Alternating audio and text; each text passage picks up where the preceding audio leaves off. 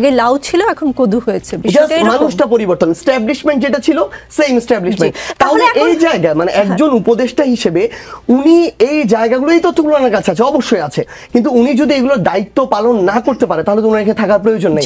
দর্শক, আজকে আমাদের সঙ্গে আছেন G9 এর সাধারণ সম্পাদক ডাক্তার সাখাওয়াত হোসেন সায়ন্থ এবং আমাদের সঙ্গে জাতীয় নাগরিক পার্টির উত্তরাঞ্চলের মুখ্য সংগঠক সার্জিস আলম আছেন। সার্জিস, 5ই আগস্ট জুলাই গণ অভ্যুত্থান দিবস, 8 আগস্ট নতুন বাংলাদেশ দিবস, 16ই জুলাই শহীদ আবু সাইদ দিবস। বুধবার মন্ত্রিপরিষদ বিভাগ থেকে এক পরিপত্র জারি করা হয়েছে বলে সরকারের এক তথ্য বিবরণীতে জানানো হয়েছে। আপনি বলছেন 8 আগস্ট দ্বিতীয় স্বাধীনতা শুরু হয়নি, দ্বিতীয় স্বাধীনতা নষ্টের ছাড় দেওয়ার এবং বিপ্লব বিহাতের কর্মযজ্ঞ শুরু হয়েছে 5 আগস্ট জুলাই গণ অভ্যুত্থান দিবস এবং দ্বিতীয় স্বাধীনতা দিবস।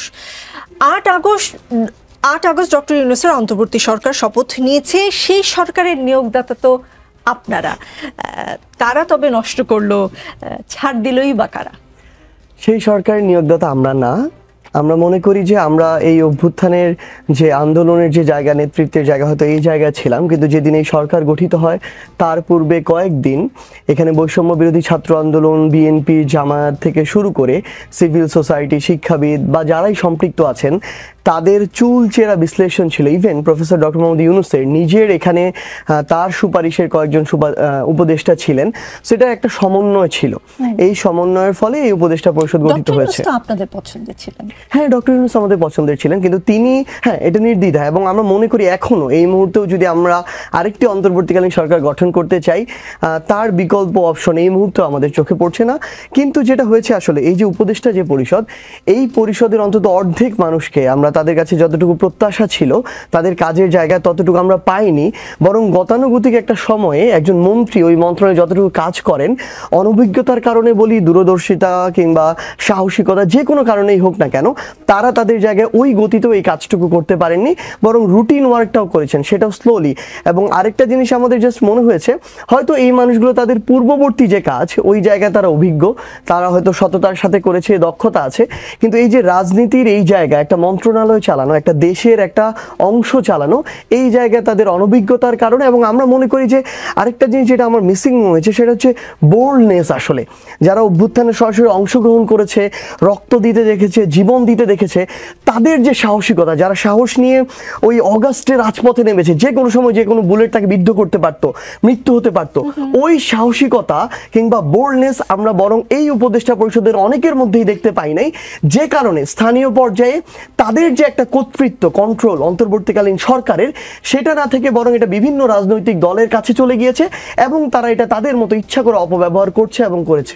কিন্তু 8ই আগস্ট নতুন বাংলাদেশ দিবস যে হয়েছে এবং মন্ত্রিপরিষদ বিভাগ থেকে যে পরিপত্র জারি করা হয়েছে, আপনাদের সহযোদ্ধা দুজন উপদেষ্টা তো সেখানে আছেন, তারা না করলেও, তারা রাজি না হলে এটা করা সম্ভব হয়েছে বলে মনে করেন? অবশ্যই সম্ভব। এখানে উপদেষ্টা 22 জনেরও বেশি রয়েছেন, মাননীয় প্রধান উপদেষ্টা নিজে রয়েছেন, এখানে তো মাত্র 2 জন, তারা হয়তো এক্ষেত্রে মত দেননি, কিন্তু অধিকাংশের মতামতের ভিত্তিতে হয়ে গিয়েছে, যেটার প্রতিফলন আমরা দেখেছি এখানে। আসলে এখন আমাদের মনে হয় সত্যি কথা, যদি সুযোগ থাকতো আসলে আমরা অবশ্যই, মানে যা কিছু হয়ে যাক না কেন, এই বয়স, অভিজ্ঞতা, তারপরে হচ্ছে রাজনীতি মধ্যে না এরকম কিছু না দেখে না, সবচেয়ে ভালো ছিল ওই মুহূর্তে একটা বিপ্লবী সরকারি গঠন করা, কিংবা 2-1টা বড় রাজনৈতিক দল বা 2-1জন বড় ব্যক্তি দ্বিমত করছে দেখে জাতীয় সরকার করব না, এটা আসলে করা উচিত ছিল না। এখন এটা মনে হয়, মানে এটা আমাদের সীমাবদ্ধতা, আমি স্বীকার করে নিচ্ছি, আমাদের অনভিজ্ঞতার এখানে দায় আছে কিছুটা, কিন্তু সবচেয়ে ভালো হতো যদি ওই মুহূর্তে এমন একটা বিপ্লবী সরকার বা অন্তত একটা জাতীয় সরকার করা যেত, যারা আসলে সরাসরি এই অভ্যুত্থানের সাথে সম্পৃক্ত ছিল। জি, বিপ্লব বিহাতের কর্মযজ্ঞ শুরু হয়েছে, আপনি বলছেন তাদের অনভিজ্ঞতার কথা, আপনি একবারও তাদেরকে কোনো অভিযোগ করেননি এখনো পর্যন্ত, আপনি যেভাবে বলেছেন, কিন্তু আপনার লেখনীতে আপনি বলছেন বিপ্লব বিহাতের কর্মযজ্ঞ শুরু হয়েছে, নষ্ট করা, দ্বিতীয় স্বাধীনতা নষ্টের ছাড় দেওয়ার বিষয়টি এসেছে। এটা কথাগুলো কিন্তু যখন লিখেছেন বেশ কঠোর মনে হয়েছে, এখন আপনাকে অতটা কঠোর মনে হচ্ছে না? আমি বলি এটা আসলে মানে ব্যাপারটা কি এমন, যখন ধরেন অর্ধেক, অন্তত আমি ধরলাম 10 জন উপদেষ্টা 22 জনের মধ্যে তারা তাদের মতো স্ট্রংলি যে একটা মন্ত্রণালয় ডিল করা, সচিবালয় থেকে শুরু করে একটা গ্রাম পর্যন্ত, এটা যখন করতে পারে না, তখন যে রাজনৈতিক দল মাঠ পর্যায়ে তাদের কর্মী কিংবা নেতাকর্মী অনেক বেশি থাকে, স্পেশালি যদি আপনি বিএনপির কথা বলেন, তারা তাদের জায়গা থেকে যখন বুঝে যে একজন উপদেষ্টাকে ওইটুকু কর্তৃত্বপরায়ণ জায়গায় তারা দেখতে পাচ্ছে না, তারা নিজেদের মতো যতটুকু নিয়ে নেয়ার তারা নিয়ে নেয়। আপনি যায় দেখেন, ইভেন আমি যদি শিক্ষা মন্ত্রণালয়ের কথা বলি, বাংলাদেশের প্রত্যেকটা স্কুল কলেজ স্থানীয় পর্যায়ে আমরা এখন দেখতে পাচ্ছি কি জানেন, অ্যাডহক কমিটি হচ্ছে। সেই অ্যাডহক কমিটিতে সভাপতি হওয়ার একমাত্র ক্রাইটেরিয়া আপনি বিএনপি রাজনীতি করেন কিনা। কিন্তু শিক্ষা প্রতিষ্ঠানগুলোতে এভাবেই তো আওয়ামী লীগ নষ্ট করেছিল। কিন্তু এই প্রক্রিয়া যদি এখনো চলতে থাকে, আমার এই অন্তর্বর্তীকালীন সরকারের উপদেষ্টা কিংবা তারা যদি স্ট্রংলি ওই নির্দিষ্ট এলাকার সবচেয়ে যোগ্য মানুষটাকে, কোনো দল দেখার প্রয়োজন নেই, নট ইভেন এনসিপি, বৈষম্যবিরোধী ছাত্র আন্দোলন, নাথিং, কোনো দল না দেখে সবচেয়ে যোগ্য মানুষটাকে যদি কর্তৃত্ব নিয়ে না দিতে পারে, তারা যদি এইটা হিসাব করে এটা দিয়ে আমি স্থানীয়ভাবে ওই কন্ট্রোলটুকু করতে পারবো না, পলিটিক্সের জায়গায় ব্যালেন্স করতে পারবো না, তাহলে তো আলটিমেটলি আমরা অন্তর্বর্তীকালীন সরকারকে যেই জায়গায় দেখতে চেয়েছিলাম, যে সংস্কারগুলো যে দেখতে চেয়েছিলাম, সেটা তো আমরা দেখতে পাই না। সো সামগ্রিকভাবে এটা একটা জাস্ট এক্সাম্পল, এরকম প্রত্যেকটা জায়গা হয়েছে। একজন ইউএনও জনগণের যে সুবিধাগুলো দেওয়ার কথা সরাসরি, সেগুলো এখন বাধ্য হয়ে রাজনৈতিক স্থানীয় নেতৃবৃন্দের মাধ্যমে দিতে হচ্ছে। এবং আমরা যেটা দেখছি, অধিকাংশ খুব স্বাভাবিকভাবে বিএনপি তাদের জায়গায় নিয়ে নিচ্ছে, তাদের নেতাকর্মীরা দিচ্ছে, এবং এটা দিতে গিয়ে আওয়ামী লীগের মতোই আবার জনগণের থেকে টাকা নেওয়ার যে কালচার, এটা শুরু হয়েছে। আমরা দেখছি যে প্রশাসনের ক্ষেত্রে আপনি যদি দেখেন, পুলিশের ওসি এসআই এখন যারা আছে, তারা মামলা হয়েছে, অসংখ্য মামলা, মিথ্যাভাবে মামলা হয়েছে রাজনীতিকে সামনে রেখে। সেগুলোকে কেন্দ্র করে অসংখ্য পুলিশ সদস্য আমরা এখন আবার দেখতে পাচ্ছি আগের রূপে ফিরে এসেছে। যেহেতু তাদের ব্যবস্থা নেওয়া হয় নাই, তাদের বিচারের আওতায় আনা হয় নাই, কাঠগড়ায় দাঁড় করানো হয় নাই, তারা এখন আবার টাকা খাচ্ছে। একদম প্ল্যান করে একটা মামলা সাজানো হচ্ছে, 200 জন আসামি, হয়তো 100 জন সম্পৃক্ততা আছে, বাকি 100 জনকে রাজনৈতিকভাবে কাবু করা, ব্যবসায়িকভাবে কাবু করা, মিথ্যা মামলার চাপ দিয়ে অর্থ নেওয়া, এই কাজগুলো করা হচ্ছে। তাহলে স্থানীয়ভাবে প্রশাসনের যে পুলিশের সদস্যরা বা যারা এটা করছে, এটাকে তো তাদেরকে শাস্তির আওতায় আনতে পারছে না আমার এই স্বরাষ্ট্র মন্ত্রণালয়। আবার এই যে মিথ্যা মামলা দেওয়া হচ্ছে, বিচারিক প্রক্রিয়াগুলোকে বাধাগ্রস্ত করা হচ্ছে, বিভিন্নভাবে চাপ প্রয়োগ করে অন্যদিকে রায় নেওয়া হচ্ছে, এখানে আইন মন্ত্রণালয় আমার কিছু করতে পারছে না। প্রত্যেকটা জায়গায় আমার কাছে এখন ব্যক্তিগতভাবে মনে হয় কিছু স্পেশাল পরিবর্তন আছে, যেটা আমার বলা আছে। কিন্তু অধিকাংশ ক্ষেত্রে এই সিস্টেমগুলো যেভাবে চলতো, আমি স্থানীয় একটা উপজেলাকে চিন্তা করে যদি আমি থানা ধরি, আমি ইউএনও অফিস ধরি, আমি ভূমি অফিস ধরি, আমি স্বাস্থ্য একটা যে কমপ্লেক্স আছে সেটা ধরি, প্রত্যেকটা জায়গায় আগের যে কালচারগুলো ছিল, ওই কালচারগুলোর আমরা বাস্তবায়ন দেখতে পাচ্ছি, শুধুমাত্র মানুষগুলো পরিবর্তন হয়েছে। তাহলে মানে আগে লাউ ছিল, এখন কদু হয়েছে, মানুষটা পরিবর্তন, এস্টাবলিশমেন্ট যেটা ছিল সেম এস্টাবলিশমেন্ট। তাহলে এই জায়গায় মানে একজন উপদেষ্টা হিসেবে উনি এই জায়গাগুলো, এই তথ্যগুলোর কাছে আছে, অবশ্যই আছে, কিন্তু উনি যদি এগুলোর দায়িত্ব পালন না করতে পারে, তাহলে তো ওনার এখানে থাকার প্রয়োজন নেই। বরং আমরা মনে করি even professor doctor Mohammad Yunus তো তার জায়গায় যখন দেখছে কিছু উপদেষ্টা এই জায়গায় ঠিক মতো কাজ করতে পারছেন না, তিনি তাদেরকে সরানোর মতো যে বোল্ডনেস, সেটাও দেখান নেই। জি, তাহলে এই যে আপনি এতক্ষণ যা বললেন, তার মধ্যে অনেকগুলো ব্যর্থতার কথা শুনলাম। আপনি বলেছেন কিছু কিছু সাকসেসও আছে, কিন্তু এই যে ব্যর্থতা, এখন তাহলে উপায় কি? বিএনপি বলছে যত দ্রুত সম্ভব নির্বাচনটা হলে অনেক সমস্যার সমাধান হবে। নির্বাচন কি তাহলে সমস্যার সমাধান?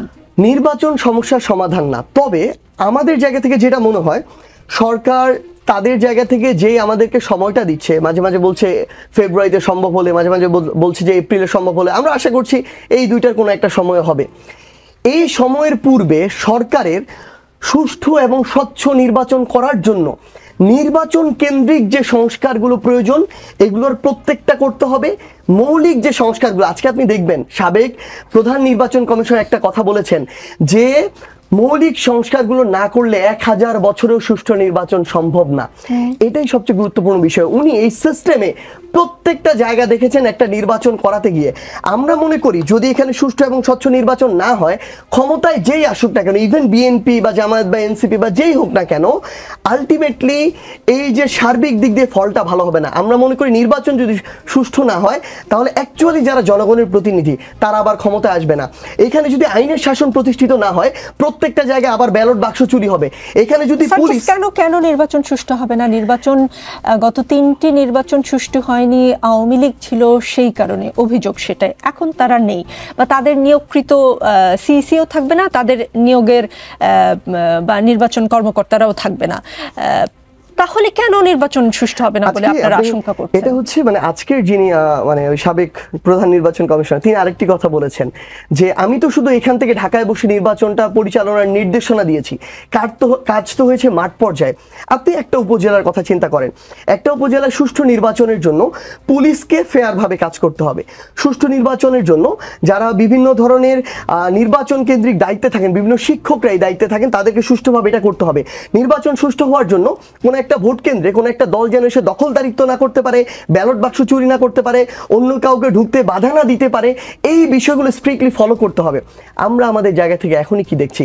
আমরা দেখছি আপনি যে কোনো একটা জায়গায় যদি দেখেন, থানাতে অলরেডি কিছুদিন আগে আপনি দেখবেন বিএনপির চট্টগ্রামের একটা ইউনিটের আহ্বায়ক বলেছেন ইউএনও ওসি যদি আমাদের কথা শুনে তাহলে ওসি থাকবে, ইউএনও থাকবে, নাহলে তাদের ইউএনওগিরি ওসিগিরি করা বাদ দিয়ে দিতে হবে। এই কথা স্পষ্ট বলেছে ঢাকা শহর তাদের দখলে থাকবে। না না না, এটা আপনি যদি দেখেন এটা কিন্তু পুরো একটা রাজনৈতিক জায়গা থেকে আমি এক্সপেক্ট করবো না যে আমরা 300 আসনের মধ্যে অধিকাংশ আসন পাবো বা 300 আসন পাবো। এটা তো এক্সপেকটেশন যে রাজনৈতিকভাবে ঢাকা শহরে আমাদের নেতৃত্ব থাকবে, আমাদের অংশগ্রহণ সবচেয়ে বেশি থাকবে, আমাদের সমর্থক বেশি থাকবে, এটা এক বিষয়। কিন্তু আপনি যদি বাস্তবতায় দেখেন মাঠ পর্যায়ে পুলিশ অলরেডি মানে পুলিশ আগ্রহ দেখাক আর না দেখাক এটা বাধ্য করা হচ্ছে তাদেরকে। বিভিন্ন শিক্ষা প্রতিষ্ঠানে তারা সভাপতি যদি নিয়োগ দেওয়া হয়, যে অ্যাডহক কমিটি যেটা দেওয়া হচ্ছে, বিএনপি ছাড়া কারো লিস্ট উপজেলা থেকে বের হবে না, যদি যায় সেখানে আর অ্যাডহক কমিটি হয় না। এই সভাপতিদের মাধ্যমে যতই অযোগ্য হোক তাদের মাধ্যমে শিক্ষকদেরকে কন্ট্রোল করা হচ্ছে। ওই শিক্ষকরা আমার রিটার্নিং অফিসার থেকে শুরু করে বিভিন্ন অফিসার থাকবে। আরেকটা জিনিস, এটা শুধুমাত্র আমি রাজনৈতিক দলকে দায়ী দিব না, মনস্তত্ত্বের জায়গায় ক্ষমতার আমলাতন্ত্রের সরকারি কর্মকর্তা কর্মচারী হিসেবে যারা এই সংশ্লিষ্ট যে কোনো দায়িত্বে আছে, সেটা আমলাতন্ত্রে হোক, পুলিশে হোক, অন্য যে কোনো জায়গায়, তারা মানে আগেকার যে একটা কালচার ছিল না মনস্তত্ত্বের, ক্ষমতামুখী হওয়া, অলরেডি তারা ক্ষমতার দিকে ঝুঁকে পড়েছে। আমরা দেখছি মানুষজন মনে করে বিএনপিতে এবার ক্ষমতা আসবে, সো তারা বিএনপিকে অলরেডি তোষামোদি করার যে কালচারটা এটা শুরু করে ফেলেছে। সো আমাদের সন্দেহটা ওই জায়গায় যে স্থানীয়ভাবে অলরেডি তাদের যেহেতু সমর্থক বেশি, স্থানীয়ভাবে যেহেতু তাদের নেতাকর্মী বেশি, তারা ওই স্থানীয় যে কোনো একটা ভোট কেন্দ্রকে প্রভাবিত করা, প্রশাসনকে প্রভাবিত করা সহ সংশ্লিষ্ট যত বিষয় আছে, এই বিষয়টাকে প্রভাবিত করে তাদের জায়গা থেকে তারা নির্বাচনটাকে অস্বচ্ছ বা প্রভাবিত করতে পারে। একটা জিনিস শুধু অ্যাড করবো, মানে এটা মনে হতে পারে যে বিএনপি তো এবার এমনিতেই হয়তো আসবে, তাহলে এটা তারা কেন করতে যাবে? জাস্ট একটা এক্সাম্পল, এটাও নির্বাচন কমিশনারই দিয়েছেন আজকেই। 1973 সালের নির্বাচনে শেখ মুজিবুর রহমান যদি সারাদিন ঘুমিয়ে থাকতো, আওয়ামী লীগের সময় যদি ঘুমিয়ে থাকতো, তাও তার অধিকাংশ আসন পেয়ে জিততো।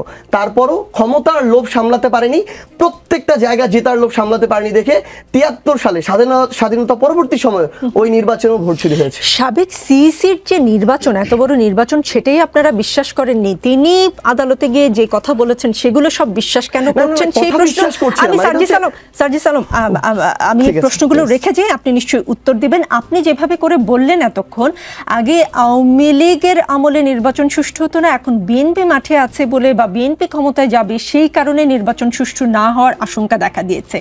তার মানে যতদিন বাংলাদেশে আওয়ামী লীগ বিএনপি আছে নির্বাচনটা তাহলে সুষ্ঠু হবে। আমি প্রশ্নটা করে রাখলাম, এসে আমি উত্তরগুলো নিব। তাহলে সমাধান কি? তাহলে কি আওয়ামী লীগ বিএনপিকে এদেশ থেকে বের করে দিলে কেবলমাত্র সুষ্ঠু নির্বাচন সম্ভব কিনা সেটাও জানতে চাই।